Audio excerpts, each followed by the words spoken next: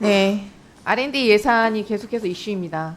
그럼 모든 의원들이 우려를 하고 계시고요. 2023년, 2024년에 R&D 예산 삭감으로 현장에서 어마어마한 후폭풍이 있습니다.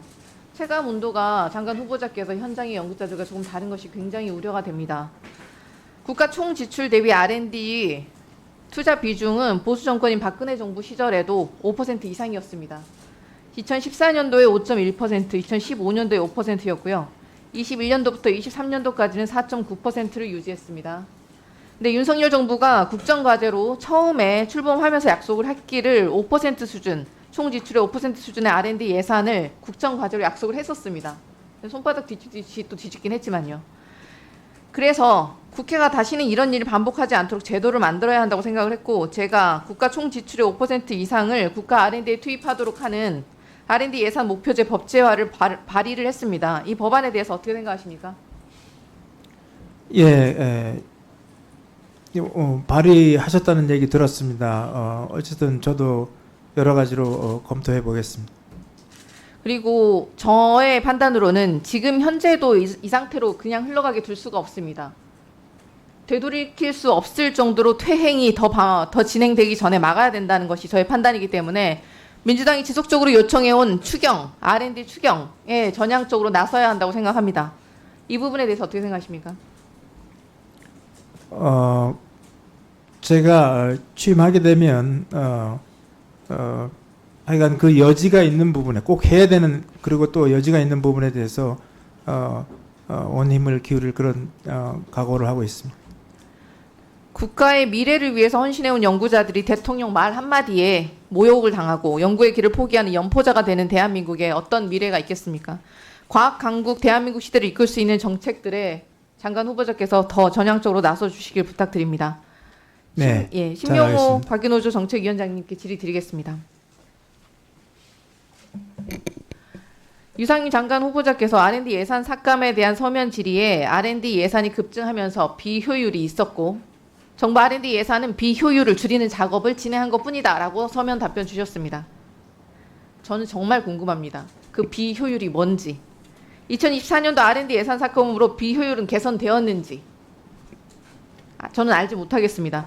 윤석열 정부의 R&D 예산 삭감에 대한 근거를 지속적으로 요구해 오셨던 것으로 알고 있습니다. 근거는 혹시 찾으셨습니까? 네, 저희도 자료 요구도 하고 했는데 못 찾았고요.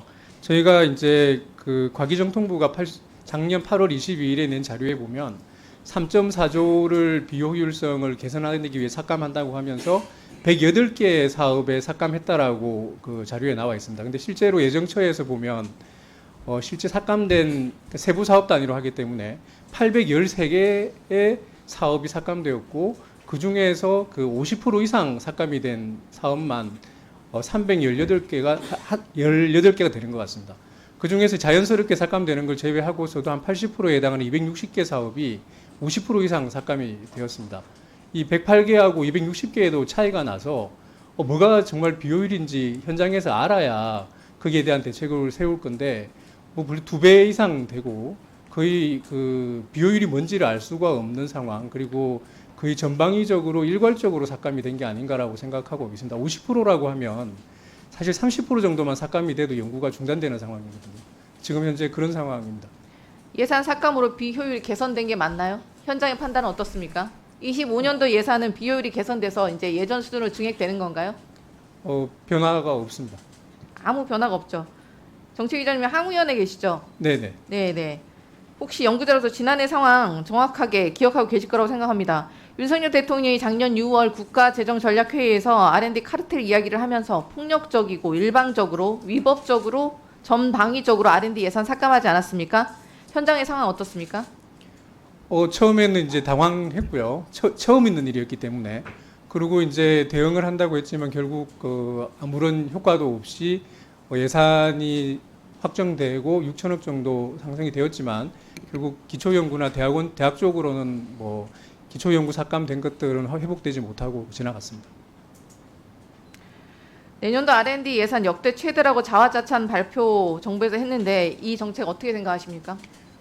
결국 한 5조 정도가 삭감이 된 걸로 보고 있고, 그다음 3조 사이겠죠. 좀 다르니까 이제 그걸 어디서 정액하는가에 대해서 이제 문제가 될 거라고 생각하고 있습니다. 근데 현장에서 받은 지시는 2024년도 예산 수준에서 예산 사업 계획을 내라고 하는 것이었고요. 그래서 정액되는 곳이 어딘지 저희는 사실 알고 있지를 못합니다. 그런 상황이기 때문에 그 23년도에 발생했던 일이 25년도에도 그대로 반복될 것이라고 보고 있습니다.